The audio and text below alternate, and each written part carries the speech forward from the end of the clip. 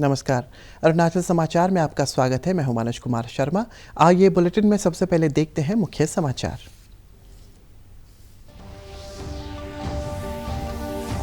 प्रधानमंत्री नरेंद्र मोदी के नेतृत्व में हुई केंद्रीय मंत्रिमंडल की बैठक में केंद्र सरकार के कर्मचारियों के महंगाई भत्ते और पेंशन भोगियों की महंगाई राहत में 4% की बढ़ोतरी का निर्णय। मंत्रिमंडल ने प्रधानमंत्री गरीब कल्याण योजना को अगले 3 महीने तक बढ़ाने के प्रस्ताव को भी दी मंजूरी। मुख्यमंत्री पेमा खांडू ने कहा कि सरकार स्व सहायता समूहों के माध्यम से महिलाओं के सशक्तिकरण पर दे रही है जोर। मुख्यमंत्री ने वेस्ट कामेंग जिले के मुख्यालय बोमडीला में पुलिस अधीक्षक के नए कार्यालय भवन का किया उद्घाटन। कहा, पुलिस आधुनिकीकरण सरकार की प्राथमिकता।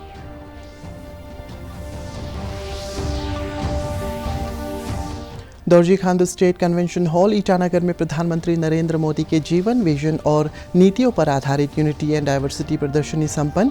उप मुख्यमंत्री जॉन अमेन ने कहा, पीएम मोदी के नेतृत्व में देश ने सभी क्षेत्रों में की है उल्लेखनीय प्रगति।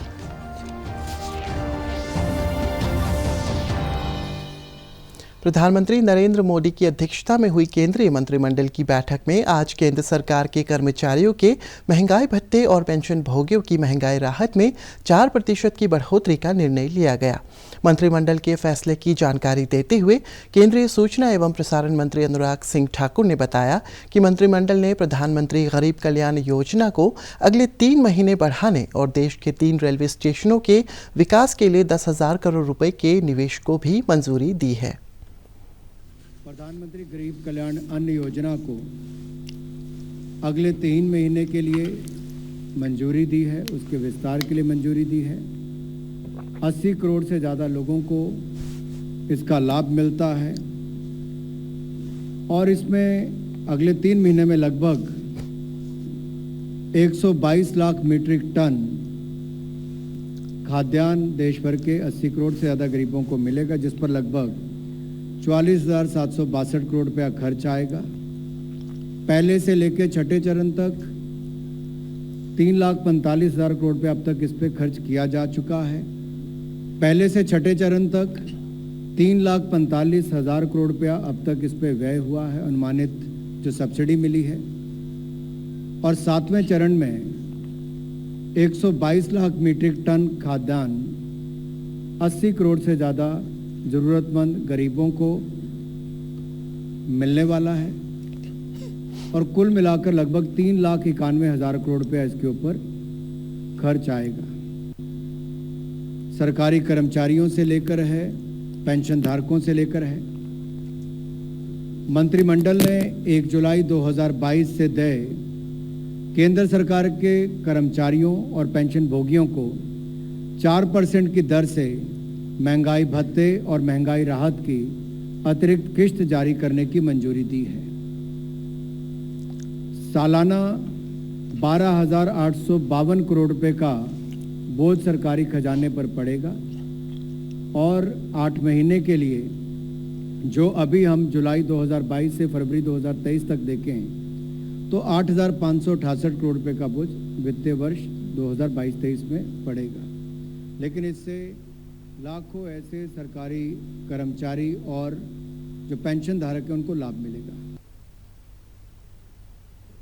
मुख्यमंत्री पेमा खांडू ने कहा है कि सरकार स्व सहायता समूहों के माध्यम से महिलाओं को कृषि, बागवानी और हस्तशिल्प सहित विभिन्न क्षेत्रों में आर्थिक सशक्तिकरण के लिए हर संभव सहायता दे रही है। ईस्ट कामेंग जिले के सेपा में आज ईस्ट कामेंग सांगचा आने मार्केटिंग कोऑपरेटिव सोसाइटी के सदस्यों के साथ बैठक में मुख्यमंत्री ने इस बात पर प्रसन्नता व्यक्त की कि सोसाइटी के माध्यम से 4,000 से अधिक महिला स्व सहायता समूह आत्मनिर्भर बनने के लिए कार्य कर रही है। श्री खांडू ने अपने एक ट्वीट में कहा है कि सामाजिक और पारिवारिक जिम्मेदारियों का निर्वहन करते हुए उद्यमिता के क्षेत्र में अग्रसर यह महिला समूह स्थानीय ज़रूरतों को पूरा करने के साथ ही दूसरों के लिए भी रोजगार के अवसर पैदा कर रही है। यह सोसाइटी स्थानीय किसानों और महिला कारीगरों को उनके उत्पादों की मार्केटिंग में भी मदद कर रही है। इस सोसाइटी ने पिछले 2 वर्ष में cold storage, ice making unit और सेंट्रलाइज्ड VDV की फैसिलिटी प्रदान कर रही है। मुख्यमंत्री पेमा खांडू ने आज वेस्ट कामेंग जिले के मुख्यालय बोमडीला में पुलिस अधीक्षक के नए कार्यालय भवन का उद्घाटन किया। इस अवसर पर श्री खांडू ने पुलिस कर्मियों को प्रतिभाशाली सेवा के लिए प्रशस्ति पत्र प्रदान किए। मुख्यमंत्री ने कहा है कि प्रभावी पुलिसिंग का माहौल बनाने के लिए अच्छा इंफ्रास्ट्रक्चर और प्रेरित करने वाला वातावरण बहुत ज़रूरी है। इस कार्यक्रम में विधायक फुरफा शेरिंग, कुमसी सिडिसो, दोरजी वांगदे खारमा, मुख्य सचिव धर्मेंद्र, डीजीपी सतीश गोलछा, जिला उपायुक्त कारमा लेकी और पुलिस अधीक्षक बी भारत रेड्डी भी मौजूद थे।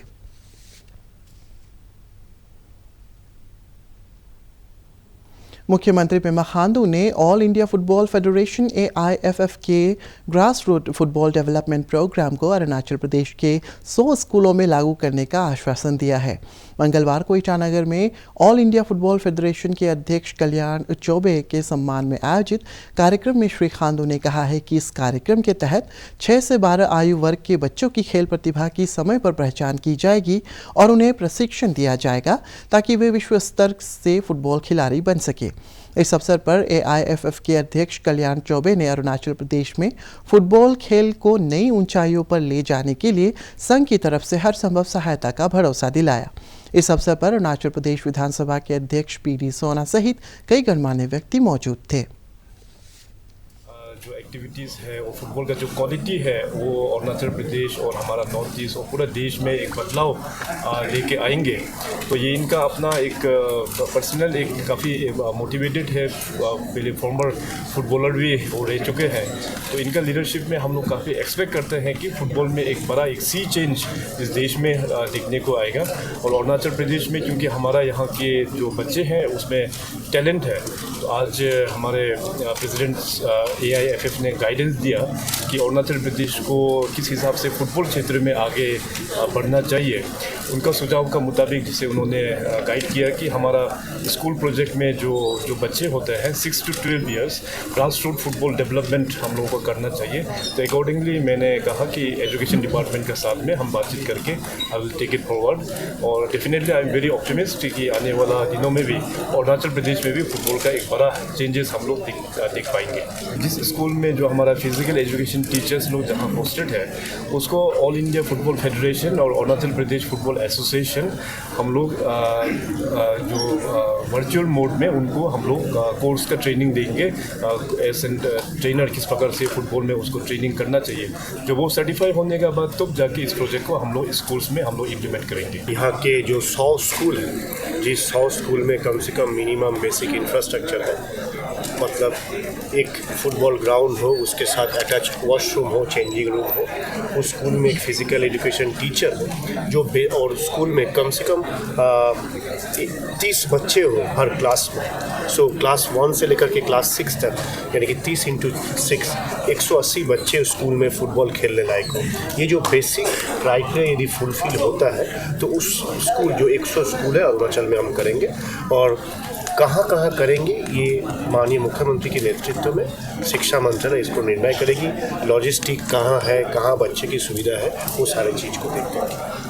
ऑल इंडिया फुटबॉल फेडरेशन का ये काम रहेगा, आपका जो फिजिकल एजुकेशन टीचर्स है उसको किस तरह से फुटबॉल के स्किल डेवलपमेंट करके उसके एजुकेशन को थोड़ा अपग्रेड करके आप AIFF यानी कि ऑल इंडिया फुटबॉल फेडरेशन के लाइसेंसिंग, AIFF के बहुत सारे लाइसेंसिंग है, EDCBA एंड प्रो।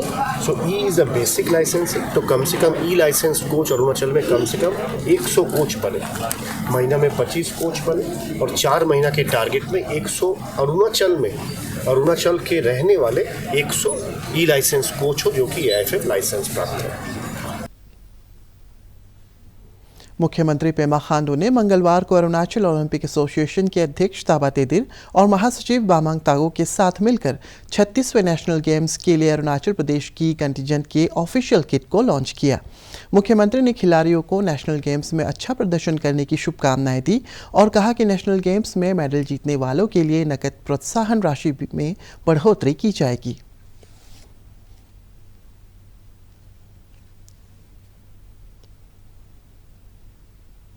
उप मुख्यमंत्री चाउना मेन ने आज Dorji Khandu state convention hall Itanagar में प्रधानमंत्री नरेंद्र मोदी के जीवन, विजन और नीतियों पर आधारित यूनिटी एंड डाइवर्सिटी कार्यक्रम सह प्रदर्शनी के समापन समारोह में हिस्सा लिया।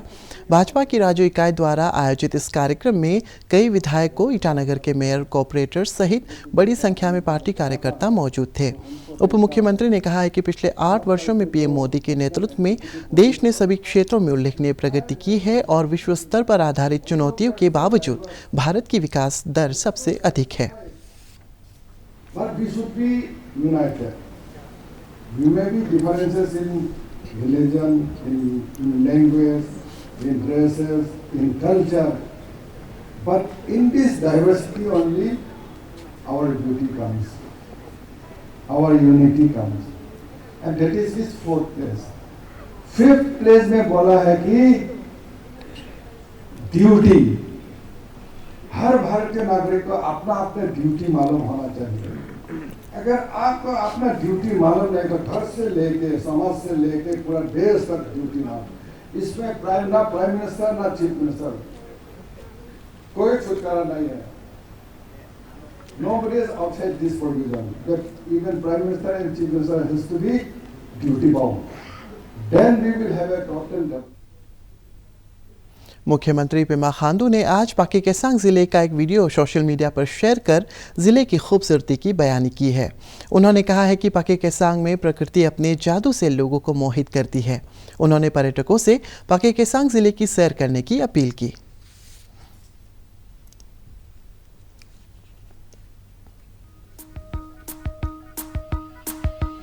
तवांग में आगामी 28 से 31 अक्टूबर तक आयोजित होने वाले पूर्वोत्तर के महत्वपूर्ण सांस्कृतिक इस महोत्सव तवांग फेस्टिवल की तैयारियां जोरों शोरों से चल रही है। इसी कड़ी में स्थानीय विधायक शेरिंग ताशी ने जिला उपायुक्त कार्यालय में सभी हितधारकों के साथ बैठक की। बैठक के दौरान फेस्टिवल में हिस्सा लेने वाले पर्यटकों को गांव का भ्रमण कराने के विषय में भी टूरिस्ट ऑपरेटर्स के साथ चर्चा की गई। इस बैठक में फेस्टिवल कमेटी और स्थानीय होटल्स के प्रतिनिधि भी मौजूद थे।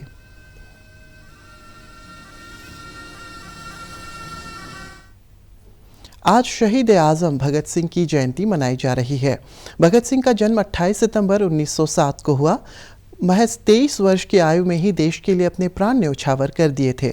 भगत सिंह एक महान क्रांतिकारी थे जिन्होंने भारत को आज़ादी दिलाने में अहम योगदान निभाया और अंग्रेज़ों से जमकर टक्कर ली। उनके इस जुनून को देखकर ब्रिटिश साम्राज्य भी हिल गया था। पेश एक रिपोर्ट। भगत सिंह का जन्म 28 सितंबर 1907 को लायलपुर के बंगा गांव में हुआ था। इनकी शिक्षा बंगा गांव के प्राइमरी स्कूल में आरंभ हुई। 1919 में असहयोग आंदोलन के समय भगत सिंह 7वीं कक्षा के विद्यार्थी थे। इस आंदोलन ने इन्हें काफी प्रभावित किया।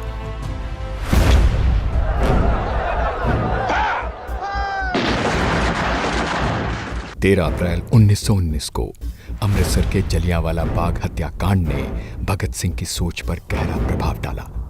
इन्होंने कॉलेज की पढ़ाई छोड़कर भारत की आज़ादी के लिए नौजवान भारत सभा की स्थापना की। काकोरी कांड में राम प्रसाद बिस्मिल सहित 4 क्रांतिकारियों को फांसी तथा 16 को कारावास की सजा दिए जाने की घटना ने भगत सिंह के मन पर अमिट छाप छोड़ी और भगत सिंह को क्रांति के लिए प्रेरित किया।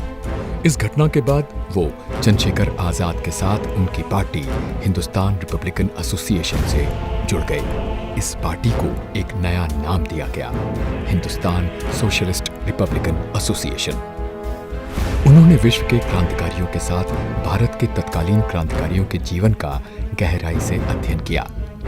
10-11 साल की उम्र में ही भगत सिंह का चिंतन काफी गहरा हो गया था। भगत सिंह ने राजगुरु के साथ मिलकर 17 दिसंबर 1928 को लाहौर में सहायक पुलिस अधीक्षक रहे अंग्रेज अधिकारी जेपी सॉन्डर्स की हत्या कर दी। इस कार्रवाई में क्रांतिकारी चंद्रशेखर आजाद ने इनकी पूरी सहायता की थी।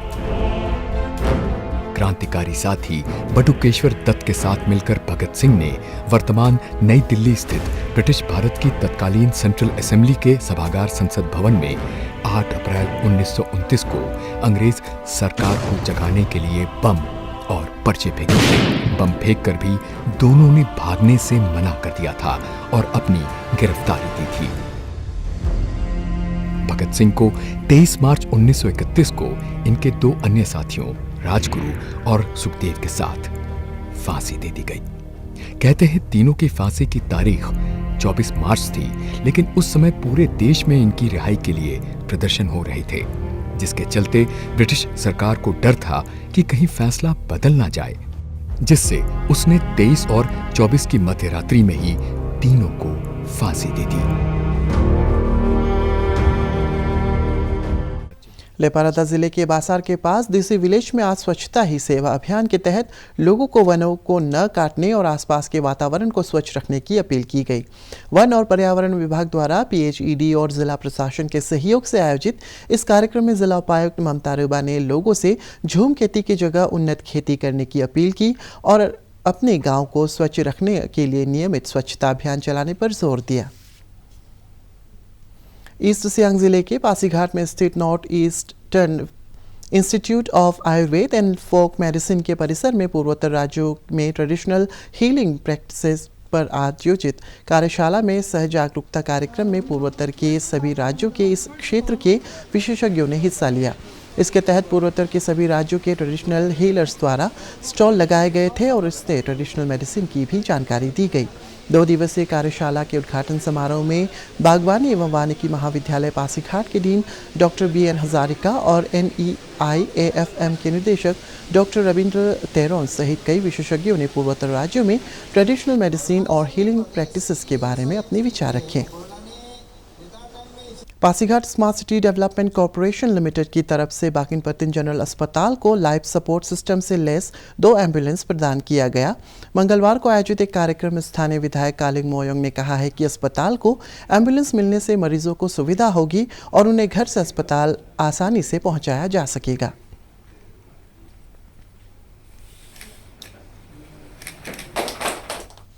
विश्व पर्यटन दिवस के अवसर पर रीथिंकिंग टूरिज्म की थीम पर पर्यटन विभाग द्वारा ईटानगर साइकिलिंग क्लब के सहयोग से मंगलवार को प्रमुख पर्यटन स्थल गंगा लेक से लेकर बौद्ध मठ तक एक साइकिल रैली निकाली गई। इस अवसर पर राज्य के पर्यटन विभाग के निदेशक Abu Tayang, tourism information officer दुईर येदिर नियापर्तिन सहित कई गणमान्य व्यक्ति मौजूद थे। कोविड महामारी से प्रभावित पर्यटन क्षेत्रों को गति देने के लिए लोगों से राज्य में विभिन्न पर्यटन स्थलों का भ्रमण करने की अपील की गई ताकि स्थानीय स्तर पर रोजगार के अवसर पैदा किए जा सके। अरुणाचल समाचार के आज के अंक में इतना ही। जाने से पहले आप सभी से अनुरोध है कि कोविड-19 के दिशा निर्देशों का पालन करें, हमेशा मास्क लगाएं, बार-बार हाथ धोएं और सोशल डिस्टेंसिंग के नियमों को मानें। कोरोना महामारी से बचाव के लिए आपका वैक्सीन लगवाना भी ज़रूरी है। अगर आप वैक्सीन लगवाने के पात्र हैं तो ज़रूर लगवाएं। हम कल फिर हाजिर होंगे अरुणाचल और देश और दुनिया की खबरों के साथ। चलते चलते आपको बता दें कि आप अरुणाचल समाचार हमारे YouTube channel DD news Arunachal पर भी देख सकते हैं। देखते रहिए अरुण प्रभा। नमस्कार।